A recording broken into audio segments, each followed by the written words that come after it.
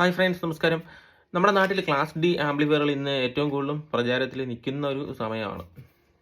എന്നാലും ഇപ്പോഴും പല ആൾക്കാരും ക്ലാസ് ഡിയെ അങ്ങോട്ട് ഉൾക്കൊള്ളാൻ അവർക്ക് സാധിച്ചിട്ടില്ല. അതിനുള്ളൊരു മെയിൻ കാരണം എന്താണ് എന്നാണ് നമ്മൾ നോക്കുന്നത്. ക്ലാസ് എ ബി തന്നെയാണ് ഇപ്പോഴും ആൾക്കാർക്ക് ഏറ്റവും കൂടുതലും ഇഷ്ടമായിട്ട് ഉള്ളൊരു കാര്യം എന്ന് വെച്ചാൽ നമുക്ക് വളരെ വിലക്കുറവ് ഒരു ക്ലാസ് എ ബി ആംപ്ലിഫയർ വാങ്ങുന്നതിന് വേണ്ടി നമുക്ക് വളരെ വിലക്കുറവിൽ ഒരു ക്ലാസ് ഡി ആംപ്ലിഫയർ വാങ്ങാനും പറ്റുന്നുണ്ട്. വളരെ ഈസി ആയിട്ട് അത് കണക്ട് ചെയ്ത് വർക്ക് ചെയ്യിപ്പിക്കാനും നമുക്ക് പറ്റുന്നുണ്ട്. അപ്പോൾ അതിൽ മെയിനായിട്ട് നമ്മുടെ ആൾക്കാർ അത് ഇഷ്ടപ്പെടാത്തതിനുള്ള ഒരു കാരണം എന്തായിരിക്കാം എന്നുള്ളതാണ് നമ്മളിന്ന് ചർച്ച ചെയ്യാനായിട്ട് പോകുന്നത്. ഓക്കെ, വീഡിയോയിലേക്ക് പോകാം. ക്ലാസ് എ ബി എന്ന് പറയുമ്പോൾ അതിൻ്റെ ഒരു ഔട്ട്പുട്ട് അനലോഗ് ലീനിയർ ആയിട്ടുള്ള ഒരു സൗണ്ടാണ് നമുക്ക് കിട്ടുന്നത്. അപ്പോൾ അതുകൊണ്ട് തന്നെ നമുക്ക് മനുഷ്യൻ്റെ ചെവിക്ക് അല്ലെങ്കിൽ അതിൻ്റെ ഒരു ഡിസ്ട്രോഷൻ, ഹാർമോണിക് ഡിസ്ട്രോഷനൊക്കെ തന്നെ നമ്മുടെ ചെവിക്ക് ഇഷ്ടപ്പെടുന്ന രീതിയിലാണ് ഔട്ട്പുട്ട് കിട്ടുന്നത്. അതുകൊണ്ട് തന്നെയാണ് ഏറ്റവും കൂടുതലും ആൾക്കാർ ക്ലാസ് എ ബിയിലോട്ട് ഇഷ്ടപ്പെടുന്നത്. എന്നാൽ ക്ലാസ് ഡിയിലോട്ട് വരുമ്പോൾ PW പൾസ് വിത്ത് മോഡുലേഷൻ പോലുള്ള കാര്യങ്ങൾ യൂസ് ചെയ്തിട്ടാണ് അതിൻ്റെ ഒരു ഔട്ട്പുട്ട് നമുക്ക് കിട്ടുന്നത്. അപ്പോൾ അതുകൊണ്ട് ഒരു നാച്ചുറലായിട്ടുള്ളൊരു സൗണ്ട് ചിലപ്പോൾ നമുക്ക് കിട്ടിയില്ല എന്ന് വരാം. അത് കൂടാതെ തന്നെ ഈ ട്യൂട്ടറിൻ്റെ സൈഡിൽ നിന്ന് വരുന്ന ഒരു സൗണ്ട്, ഒരു ഹിസ്സിങ് സൗണ്ട്, അത് മിക്കപ്പോഴും അത് കുറച്ച് ചീപ്പ് ഡിസൈനിങ് ചെയ്തിട്ടുള്ള ക്ലാസ് ഡി ആംപ്ലിഫയറിലാണ് അത് കൂടുതലായിട്ട് വരുന്നത്. എന്നാൽ പോലും നമുക്കിപ്പോൾ നമ്മുടെ നാട്ടിൽ കിട്ടുന്ന കുറച്ച് വില കുറഞ്ഞ ബോർഡുകളിൽ ആ പ്രശ്നം കാണുന്നുണ്ട്. ട്യൂട്ടർ വഴിയുള്ള ഒരു ഹൈ ഫ്രീക്വൻസി അല്ലെങ്കിൽ ഒരു ഹിസ്സിങ് നോയ്സ് ഇങ്ങനെ വരുന്നത് അത് പല ആൾക്കാരെയും ഇഷ്ടപ്പെടാത്ത രീതിയിൽ വരുന്നുണ്ട്. ക്ലാസ് ഡിയെ കുറിച്ച് ക്ലാരിറ്റി കൂടുതലാകാം എന്ന് ചിലപ്പോൾ നമുക്ക് തോന്നിയേക്കാം. എന്നാൽ പോലും അതിന് മെയിനായിട്ടൊരു നാച്ചുറലായിട്ടുള്ളൊരു സൗണ്ട്, ഇപ്പോൾ ക്ലാസ് എ ബി തരുന്നുള്ളൊരു നാച്ചുറൽ സൗണ്ട്, ഒരു ഡിജിറ്റൽ സൗണ്ട് പോലെയൊക്കെ ചില സമയത്ത് നമുക്ക് ഫീൽ ചെയ്യും. അതുകൊണ്ട് തന്നെ നമ്മൾ ക്ലാസ് ഡിയെ ഒന്ന് പുറകിലോട്ട് നിർത്തുന്നുണ്ട്. ക്ലാസ് ഡിയിൽ ഔട്ട്പുട്ടിൽ LC ഫിൽറ്റർ ഉണ്ടെങ്കിലും അൾട്രാസോണിക് സ്വിച്ചിങ് റെഡ്യൂസ് അവിടെ സംഭവിക്കുന്നുണ്ട്. അപ്പോൾ അതുകൊണ്ടും നമുക്ക് ഈ പറയുന്ന പോലെയുള്ള ഹൈ ഫ്രീക്വൻസി സൗണ്ടുകൾ നമ്മുടെ ട്യൂട്ടറിനകത്ത് വന്ന് നിൽക്കുന്നതായിട്ട് നമുക്ക് കാണാൻ പറ്റും. ഇപ്പോൾ നമ്മളൊരു പാട്ടിടാത്ത അവസ്ഥയിൽ പോലും നമ്മുടെ ട്യൂട്ടറിൻ്റെ സൈഡിലോട്ട് ഒന്ന് ശ്രദ്ധിക്കുകയാണെന്നുണ്ടെങ്കിൽ അതിൽ കൂടെ ഇങ്ങനൊരു സൗണ്ട് വളരെ കൂടുതലായിട്ട്, അല്ലെങ്കിൽ ഹിസ്സിങ് സൗണ്ട് വളരെ കൂടുതലായിട്ട് കേൾക്കുന്നതായിട്ട് നമുക്ക് സാധിക്കുന്നുണ്ട് എന്നുള്ളതാണ് ഇതിലൊരു ഇതായിട്ട് കിടക്കുന്ന സംഭവം. ഇനി ക്ലാസ് ഡിയിലെ കേസിൽ വരുമ്പോൾ നമുക്ക് ഈ ലോഡ് കൊടുക്കുന്ന അല്ലെങ്കിൽ സ്പീക്കേഴ്സ് കണക്ട് ചെയ്യുന്ന ഒരു കേസിൽ 2 ohms തൊട്ട് 8 ohms വരെ നമുക്ക് കൊടുക്കാൻ പറ്റും.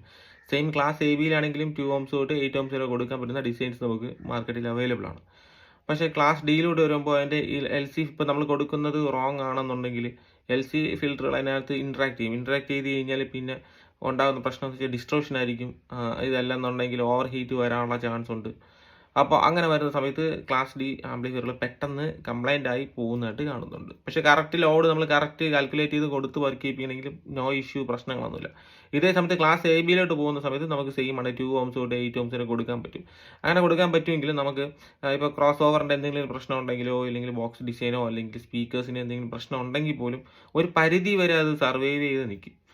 അത് കഴിഞ്ഞിട്ടായിരിക്കും കംപ്ലൈൻറ്റ്. അതായത് ക്ലാസ് ഡിക്ക് ക്ലാസ് എ ബിയും കാട്ടിയും കുറച്ചുകൂടെ കംപ്ലൈൻറ്റുകൾ കൂടുതൽ വരാനായിട്ടുള്ളൊരു സാധ്യത കാണുന്നുണ്ട്, അല്ലെങ്കിൽ ഉണ്ട് എന്നുള്ളത് നമ്മുടെ ആൾക്കാരിൽ നിന്നും ഈ ഒരു ക്ലാസ് ഡിയെ ഒരു രീതിയിൽ നിന്ന് മാറ്റി ക്ലാസ് എ ബിയിൽ നിന്ന് ഒരല്പം പുറകിലോട്ട് വലിച്ചു നിർത്തുന്നതിന് സാധ്യത കൂടുതലായിട്ട് കാണുന്നുണ്ട്. ഇനി ക്ലാസ് എ ബിയിലോട്ട് പോകുമ്പോൾ അതിൻ്റെ ഒരു ഡൈനാമിക് റെസ്പോൺസ് നോക്കുകയാണെന്നുണ്ടെങ്കിൽ സഡൻ പീക്കിൽ നമുക്ക് നാച്ചുറൽ ഡൈനാമിക് റെസ്പോൺസ് കൂടുതലായിട്ട് കിട്ടുന്നതായിട്ട് നമുക്ക് കാണാൻ പറ്റും. അതുകൊണ്ട് തന്നെ നമുക്ക് അതൊരു ആരോഗ്യമായിട്ടോ അല്ലെങ്കിൽ അങ്ങനത്തെ കാര്യങ്ങൾ നമുക്ക് ചെവിക്ക് പെട്ടെന്ന് അറിയാനോ പറ്റത്തില്ല.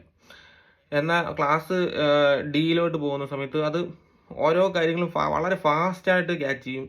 പക്ഷേ നമുക്കത് കുറച്ച് ഡൈനാമിക് റേഞ്ചിലോട്ട് അതിൻ്റെ ഡെപ്തിലോട്ട് പോകുന്ന സമയത്ത് ഒരു സൗണ്ടിൻ്റെ ഒരു നോട്ട് അല്ലെങ്കിൽ ഒരു ഇൻസ്ട്രുമെൻറ്റിൻ്റെ നോട്ട് കുറച്ചും കൂടെ നല്ല പീക്കിലോട്ട് കയറി പോകുന്ന സമയത്ത് അത് പെട്ടെന്നുകൊണ്ട് ഇരുന്ന് പോകുന്നതായിട്ട് ഒരു ചില ടോണുകൾ ഇങ്ങനെയൊക്കെ ഉള്ള ഒരു രീതിയിൽ, ഇപ്പോൾ വയലിനൊക്കെ ഒന്ന് ഹൈയിലോട്ട് കയറി പോകുന്ന എന്നൊരു ഇതിലോട്ട് കയറി പോകുന്നതായിട്ട് നമുക്ക് തോന്നും. അപ്പം അങ്ങനെ വരുന്ന സമയത്ത് ആ ഒരു മ്യൂസിക്കിന് ഡെപ്ത് വളരെ വളരെ വളരെ കുറവ് പോലെ തോന്നും. ആ ഒരു സ്ഥലത്താണ് ക്ലാസ് എ ബി എന്ന് വെച്ച് കഴിഞ്ഞാൽ പക്ക സ്റ്റഡി ആയിട്ട് നിന്ന് പീക്ക് ലെവലിൽ പോകുന്ന ഏത് കാര്യങ്ങളും വളരെ സ്മൂത്തായിട്ട് ഹാൻഡിൽ ചെയ്ത് കൊണ്ടുപോകാനായിട്ട് ക്ലാസ് എ ബി പറ്റും.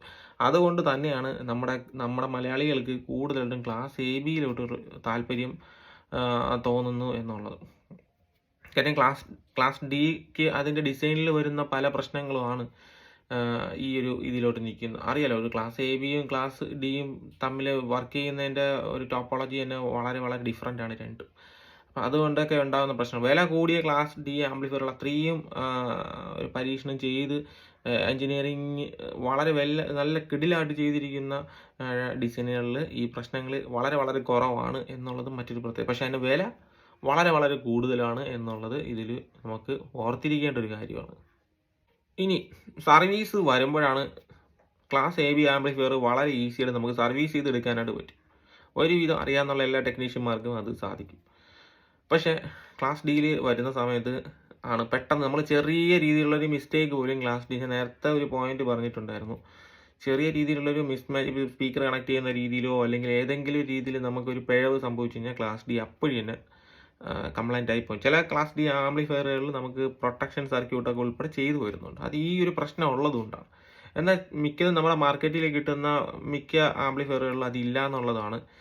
അപ്പോൾ അങ്ങനെ വരുമ്പോഴുണ്ടാകുന്ന ചെറിയ ചെറിയ പ്രശ്നങ്ങളാണ് ഈ പറയുന്ന പോലെ.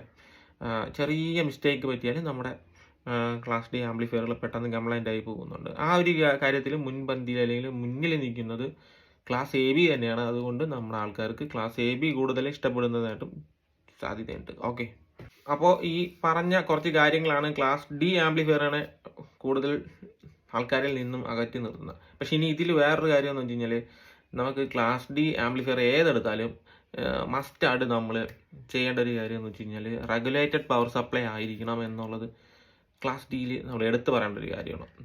ക്ലാസ് എ ബിക്ക് നമുക്ക് സാധാരണ ഒരു ട്രാൻസ്ഫോമർ, ഒരു 2 കപ്പാസിറ്റർ, പിന്നെ ഒരു ഡയോഡ്, ഇത്രയും കാര്യങ്ങൾ വച്ച് നമ്മൾ വർക്ക് ചെയ്യിപ്പിക്കുന്നത്. സത്യം പറഞ്ഞാൽ അതിനും റെഗുലേറ്റഡ് പവർ സപ്ലൈ വേണം എന്നാണ്, പക്ഷേ അതിൽ പലരും അങ്ങനെ ചെയ്യാറില്ല. പക്ഷേ ക്ലാസ് ഡി വരുന്ന സമയത്ത്, ക്ലാസ് ഡി എടുക്കുന്ന സമയത്ത് മസ്റ്റായിട്ട് അത് റെഗുലേറ്റഡ് പവർ സപ്ലൈ തന്നെ ആയിരിക്കണം നമ്മൾ യൂസ് ചെയ്യേണ്ടത് എന്നുള്ളത് നിർബന്ധമായിട്ട് വേണം. അതുകൊണ്ട് തന്നെയാണ് കൂടുതലും ക്ലാസ് ഡി ആംപ്ലിഫയറുകൾക്ക് SMPSകൾ യൂസ് ചെയ്യുന്നത്. SMPSകൾ യൂസ് ചെയ്യുമ്പോൾ അതിന് ഔട്ട്പുട്ടിൽ വരുന്ന കറണ്ട് പക്ക കോൺസ്റ്റന്റിൽ തന്നെ നിൽക്കും. അതുകൊണ്ട് തന്നെയാണ് SMPS നമ്മൾ ഉപയോഗിക്കുന്നത്. SMPS ഒരു റെഗുലേറ്റഡ് പവർ സപ്ലൈ തന്നെയാണ്.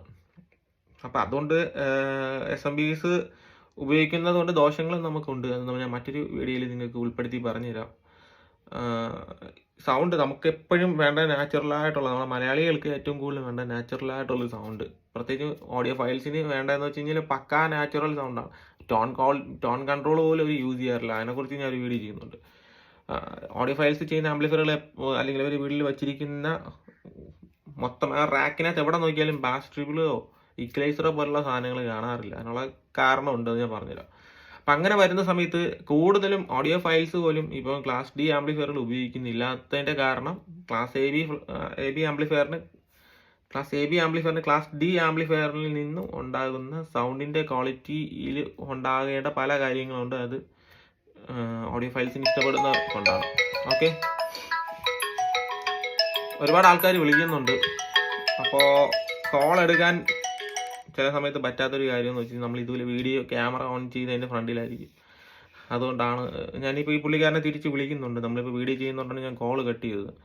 അപ്പോൾ നിങ്ങൾ ശ്രദ്ധിക്കേണ്ട കാര്യം, എൻ്റെ അടുത്ത് എന്തെങ്കിലും നിങ്ങൾക്ക് സംസാരിക്കാനുണ്ടെങ്കിൽ ദയവ് ചെയ്ത് എൻ്റെ വാട്സപ്പ് നമ്പറിലോട്ട്, ഞാൻ വാട്സപ്പ് നമ്പർ കൊടുത്തേക്കാം, ആ നമ്പറിലേക്ക് നിങ്ങൾ വാട്സപ്പ് ചെയ്യുക എന്നുള്ളതാണ്. അപ്പോൾ ഓക്കെ, ഞാൻ നിർത്തുകയാണ്. Bye bye. ബ്ലൂ ഡാർട്ടുകാരാണ് വിളിക്കുന്നത്. എന്തോ ഒരു സാധനം വന്നിട്ടുണ്ട്. Okay, thank you. Bye bye.